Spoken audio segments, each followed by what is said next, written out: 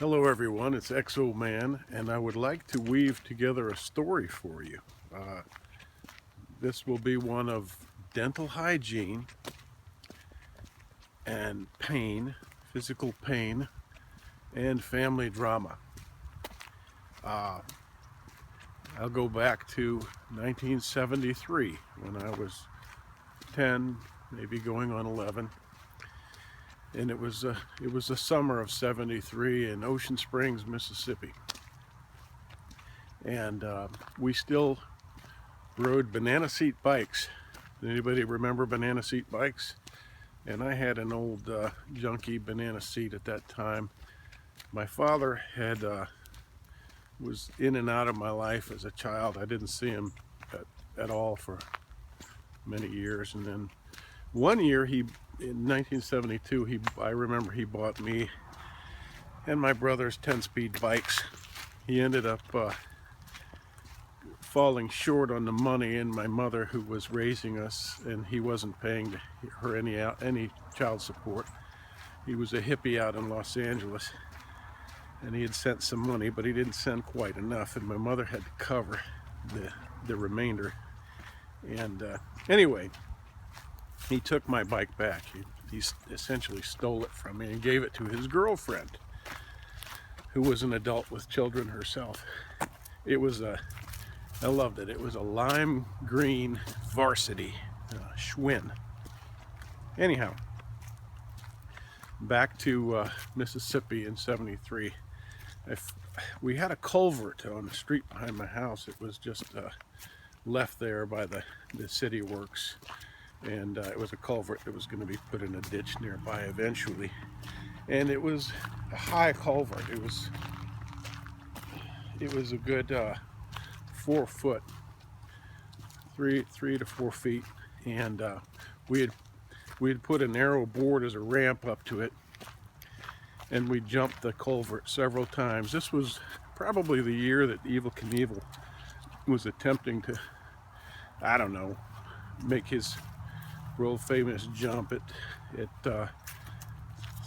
Caesar's Palace or somewhere like that. Anyway, I jumped the ramp several times, and the final time I approached it without enough speed, and I went into the air and came straight down over the handlebars on my face and smashed my front teeth out. And there were remnants left. There were a little bit up in there, enough to put caps on. So I got temporary caps. And right at that time, my father threatened to kill one of us. He was in the area. He had come back, and he had become involved with my family again, to just on the outskirts. Anyway, he became violent and threatening, and my mother took us into hiding. We went into a hotel. We left our property and we went into a hotel, and my caps fell off. They were just temporary until she could get some money and afford to do something about my teeth. That was one of the most painful things I've ever experienced. I couldn't breathe without horrible pain on these nerves that were broken, just broken nerves. You have nerves coming down in your teeth, and they were broken. They were just cut right off.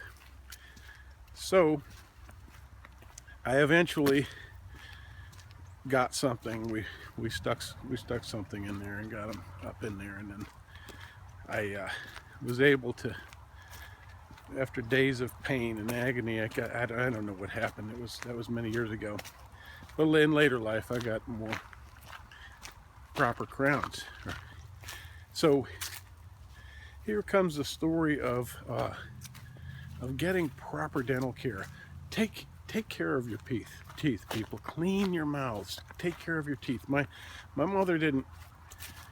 She had too many worries and too many things to going on in her life to concern herself enough with dental hygiene, and also our penchant for candy. And I've badly damaged a lot of my teeth are crowned now. as a result, I had bad cavities, and I've had a lot of dental work, and it's cost me a fortune, and I'm thankful to have the teeth. I have all my teeth, but a lot of them are crowned, and these from damage. So here's what happened. I bit some fudge, and in so doing, I broke one of my teeth. I broke my crown off, and it broke some tooth that was holding it on there. So I didn't have much to begin with, and then I had even less. I went to a dentist. I didn't go to my dentist. I went to a dentist my wife recommended because we were going to do trade with this woman. Well, on examining my situation, she said, well, you're gonna need a post. And she had said she could do it there. I told her I thought I might need one, and she said she could do it in her office. And anyhow, I wanted a second opinion. Here's why. It was going to cost thousands of dollars for this. And I learned that I would have to go to surgery, to a doctor, a medical doctor, to have the tooth removed, whatever was in there, and a post implanted, and then I would go back to her on another appointment, and she would fit me with a tooth. So it's through 2 or 3 appointments and a lot of money. The long and short of it is I went to my dentist, back to my good dentist who I like, and he said, man, I wouldn't feel comfortable with you spending that kind of money and going through all that. He said, honestly, I can fix that. And I said, well, how long will that last? Are you talking about a temporary fix? He said, no. He said, I can fix that. He reinforced the tooth that I had by driving a post up into it. It's some sort of fiber post. I wasn't even aware that such a thing was available. And onto that went up into the root where the nerve had been, and onto that helped him brace the crown.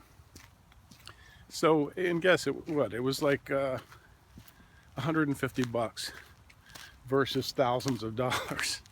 And that's been a couple of years. So I just wanted to share that with you. Even in dentistry, if you have a crisis and you have an emergency situation, you might want to get a second opinion. But again, back to hygiene. Take care of your teeth. Teach your children to take care of their teeth.